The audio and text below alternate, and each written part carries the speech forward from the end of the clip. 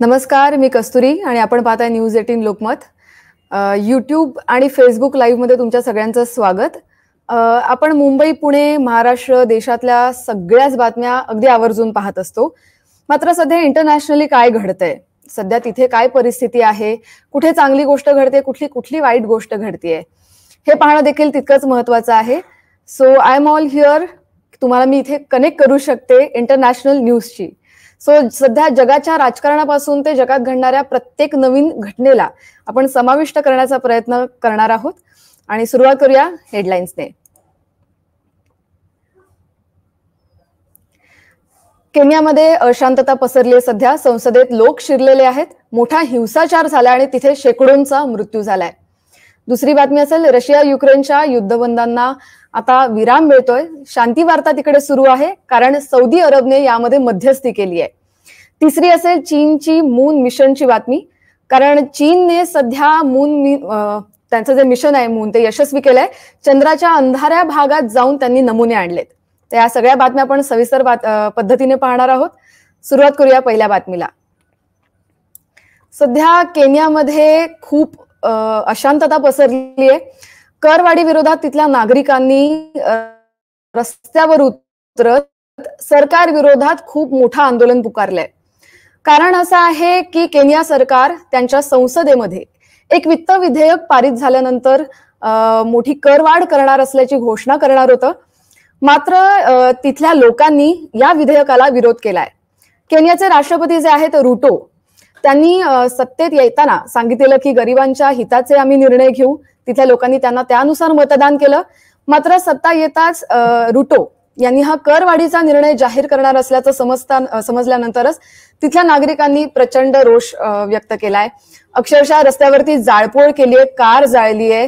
इतकंच नाही तर तिथल्या संसदेमध्ये जाण्याचा देखील प्रयत्न केलाय. मात्र तिथले जे पोलीस आहेत त्यांनी त्यांना अडवलं आणि तिथे त्यांची बाचाबाची झाली, खूप हातापायी झाली. या सगळ्या घटनेमध्ये अनेक जणांचा मृत्यू देखील झालाय. त्याच्यामुळे आता पुढे याचे काय पडसाद उमटतात ते देखील पाहणं महत्वाचं ठरणार आहे. मात्र जनतेची सध्या तिथली एकच प्रतिक्रिया आहे की तिथले जे राष्ट्रपती आहेत रुटो यांनी आमची फसवणूक केली, त्यामुळे हे आंदोलन आता कधीपर्यंत चालेल हे आपल्याला माहिती नाही. या बातमीवर आपलं पुढे लक्ष असेलच. त्यानंतर आपण पाहूया दुसरी बातमी. दुसरी बातमी आहे, आपण पाहिलं इतक्या महिन्यांपासून इस्रायल आणि पॅलेस्टाईनचं सध्या युद्ध सुरू आहे. मात्र रशिया आणि युक्रेन युद्धातून एक चांगली बातमी आपल्याला पाहायला मिळते. गेल्या 2 वर्षांपासून आपण इथल्या युद्धाबद्दल बातम्या पाहत होतो. मात्र सध्या हे 2 देशांमध्ये जे युद्ध सुरू आहे तिथे त्याला कुठेतरी विराम मिळताना दिसतोय. त्यामुळे शांती प्रक्रिया सुरू झाल्याचं चित्र आहे. युरोपसह आता रशियामध्ये थोडीशी शांती नांदेल असं चित्र आहे. कारण UAE मध्यस्थी केल्यानंतर एक चांगली बातमी रशिया आणि युक्रेनमधून समोर आली आहे. या दोन्ही देशांनी आपल्याकडे असलेल्या ताब्यातील 90 अशा सैनिकांना सोडलेलं आहे. या शांती वार्तेसाठी संयुक्त अरब अमिरेट्स म्हणजेच मी सांगितलं UAE मध्यस्थी केली आणि त्यानंतर त्यांच्यामध्ये चांगली गोष्ट घडली. UAE त्यांना मनवण्यात थोडं सकारात्मक होतं आणि त्यानंतर आपल्याला पाहायला मिळालं की तिथल्या जे सैनिक ज्यांना बंदी बनवून ठेवलं होतं तिथल्या 90 सैनिकांना सोडलं गेलेलं आहे. याच्या आधी 31 मेला सुद्धा 75 सैनिकांना सोडण्यात आलं होतं. फेब्रुवारी महिन्यात प्रत्येकी 100 युद्ध कैद्यांची सुटका करण्यात आली होती. मात्र आता या सुटकेनंतर युक्रेनचे जे राष्ट्रपती आहेत व्होलोदिमीर झेलेन्स्की यांनी जे राहिलेले कैदी आहेत त्यांना पण लवकरच सोडलं जाईल असं सांगितलंय. त्यामुळे हे जे युद्धासाठी गेलेली जनता आहे तिथलीच, त्यामुळे हे जे सैनिक आहेत त्यांच्या नातेवाईकांसाठी, त्यांच्या घरच्यांसाठी देखील ही एक दिलासादायक बातमी असू शकते.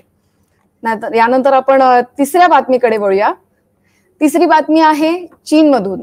कारण चीनने अंतराळ क्षेत्रामध्ये एक प्रचंड मोठा इतिहास रचलाय. जे जगात कोणीच केलेलं नाही ते चीनने करून दाखवलंय. चीनच्या रोबोटिक चांगाई 6 या मिशनने चंद्राच्या एका रहस्यमय भागात, म्हणजेच चंद्राचा जो भाग आहे जो अतिशय अंधारात आहे, जिकडे जगातलं अजून कोणीच पोहोचू शकलेलं नाहीये, अशा ठिकाणी जाऊन तिथले नमुने गोळा केलेत. हे अतिशय ऐतिहासिक अशी कामगिरी आहे चीनची. चांगाई 6 हे जे कॅप्सूल आहे चीनमधील ते मंगोलिया या भागात उतरले आणि चीनने चंद्राच्या या भागावरून जवळपास 2 किलोग्रॅम जे नमुने आहेत मातीचे असतील तिथले जे काही नमुने आहेत ते गोळा केलेत आणि ते त्यांचं जे यान आहे ते पुन्हा चीनकडे परतलंय. त्यामुळे आता त्यांचे चीनी शास्त्रज्ञ जे असतील ते यावर पुढील कामगिरी करतील, त्याच्यावर अजून रिसर्च करतील आणि याच्यामध्ये जे चायनावरून रिटर्न आलेलं त्यांचं लँडर आहे त्याच्यामध्ये काय काय सहभागी आहे ते मी तुम्हाला सांगते. यामध्ये चंद्राचा जो लँडर असतो, रिटर्न कॅप्सूल, ऑर्बिटर आणि असेंडर म्हणजे जे लँडरद्वारे वाहून नेलेलं छोटं रॉकेट असतं, या सगळ्यांचा समावेश आहे.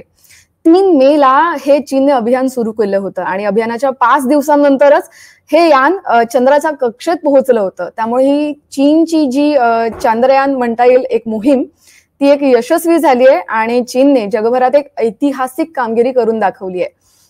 नासाच्या म्हणण्यानुसार आता ऑर्बिटरने 21 जूनच्या सुमारास त्याच्या रिटर्न कॅप्सूलमध्ये नमुने घेऊन पृथ्वीच्या दिशेने वाटचाल सुरू केली असं सांगितलं होतं. आपण ही बातमी पाहिली असेल की नाही माहिती नाही, पण आता पृथ्वीवरती ते पोहोचलेलं आहे आणि त्यानंतर आता चीनी शास्त्रज्ञ अजून काय नवीन खुलासे करतात, आपल्याला चंद्राबाबत अजून कुठली नवीन माहिती मिळते हे आपल्याला चीनी शास्त्रज्ञांकडूनच कळेल. यानंतर आपण जाऊया एका अशा भागामध्ये जिथली माहिती तुम्हाला अगदीच नवीन वाटेल. म्हणजे जगात कोण काय खाईल सध्या हे आपल्याला काही सांगता येत नाही. त्याच्यामुळे आपण कोणाच्याही खाण्याला जज करू शकत नाही. पण एखादं खाणं जर स्वतःचा जीव वाचवण्यासाठी असेल तर ते महत्वाचं मानलं जातं. भारतात कुपोषणामुळे दरवर्षी खूप चिमुरड्यांचा मृत्यू होतो, त्यांचे बळी जातात. मात्र आफ्रिकेत सध्या हीच परिस्थिती उद्भवली आहे आणि ही प्रचंड भयाण परिस्थिती आहे.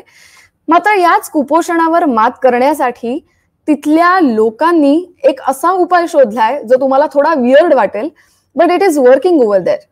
सो असाच एक उपाय मी तुम्हाला आज दाखवते. आफ्रिकेमध्ये चक्क लहान मुलांना अळ्या उकडवून खायला दिल्या जात आहेत. दिस इज व्हेरी वियर्ड. तुम्हाला ऐकायलाही एकदम छान वाटणार नाही की अळ्या कोण खातं. जनरली चायनीज, जापनीज आपण पाहिलेले आहेत असे लाईव्ह ॲनिमल्स खाताना, पण उपोषणासाठी याचा उपयोग केला जातो हे ऐकून तुम्हालाही आश्चर्य वाटेल. तिथले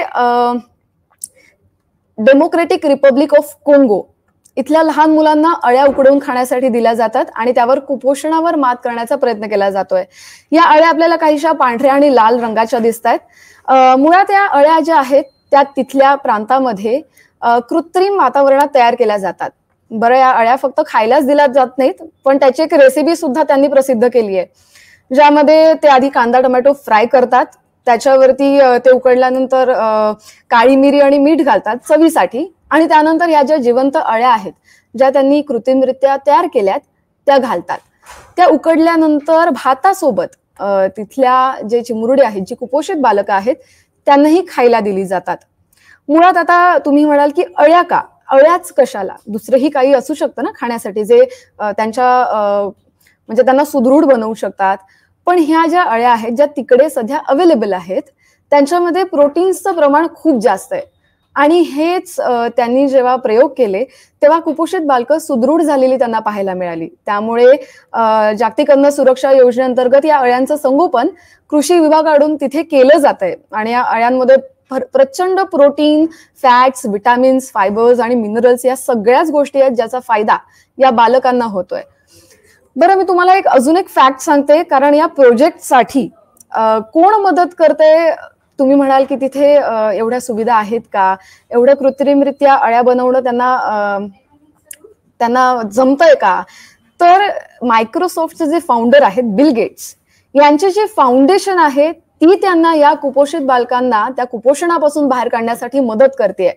कुपोषणावर मात करण्यासाठी अन्नधान्याचा वापर केला असला तरी दूर आफ्रिकेने मात्र अळ्यांद्वारे कुपोषणावर मात करण्याचा उपाय काढलाय. जाता जाता एक अतिशय छान आणि व्हेरी पॉझिटिव्ह न्यूज. आपल्याकडे जसं कासचं पठार आहे तिथे एकदम वेगवेगळ्या प्रकारची फुलं आपल्याला पाहायला मिळतात, तशीच इतर जगातही आहेत.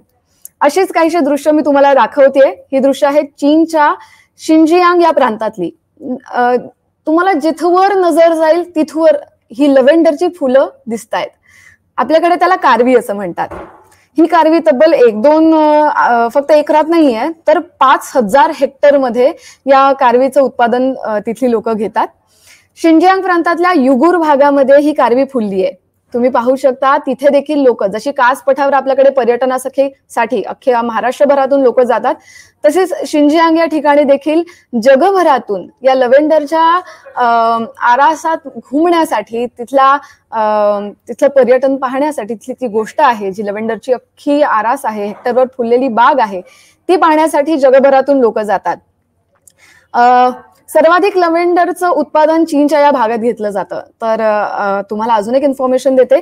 जगात 3ऱ्या क्रमांकावरती जे आहे सर्वाधिक लव्हेंडरचं उत्पादन घेतलं जातं त्याच्यामध्ये फ्रान्सचा समावेश आहे आणि त्यानंतर जपानचा नंबर लागतो. मात्र 3ऱ्या नंबरवरती या शिंजियांग या जागेचा नंबर लागतो.